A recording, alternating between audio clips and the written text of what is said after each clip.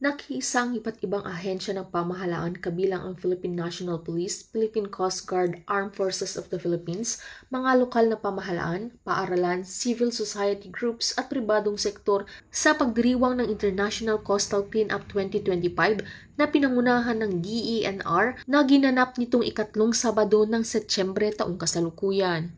Layunin ng taunang aktibidad na linisin ang mga baybayin, ilog at dalampasigan bilang tugon sa lumalalang problema ng marine litter. Ayon sa tala, mahigit 81,000 volunteers ang lumahok noong nakaraang taon at nakalikom ng higit 391,000 bag na basura sa loob lamang ng isang araw, patunay ng sama-samang pagkilos ng mga Pilipino para sa kalikasan. Binigyang diin ng pamahalaan na ang ICC ay hindi lamang simpleng paglilinis kundi bahagi ng mas malawak na kampanya laban sa polusyon sa dagat at pagbabago ng klima, kasabay ng pagpapatupad ng mga batas tulad ng RA 9003 o Ecological Solid Waste Management Act at RA 11898 o Extended Producer Responsibility Act at ng National Plan of Action for Marine Litter na naglalayong makamit ang zero waste to Philippine waters by 2040. Pinatitibay ng partisipasyon ng PNP, PCG at iba pang katuwang na ahensya ang seguridad at kaayusan ng aktibidad kasabay ng pagpapalaganap ng disiplina at tamang pamamahala sa basura.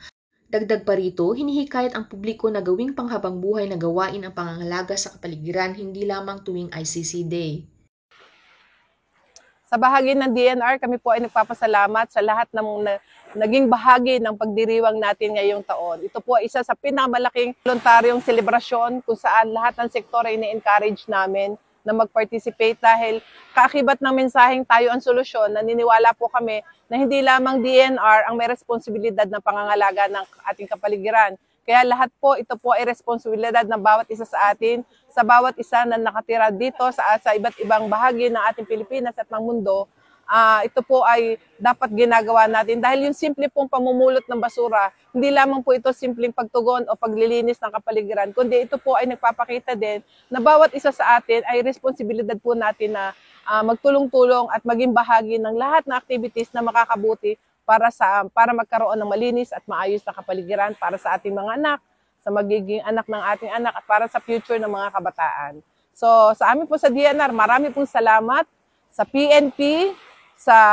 lahat ng mga naging bahagi ng selebrasyon ngayong taong ito at umaasa po kami na sa mga susunod pang taon ay maging bahagi kayo ng ganitong pagdiriwang. Salamat po. Mula dito sa Barangay Lazareto, Calapan City, Oriental, Mindoro, ako ang inyong PNN correspondent, Patrolwoman Christine Lorenzo, alagad ng batas, tagataguyod ng Balitang Pulis.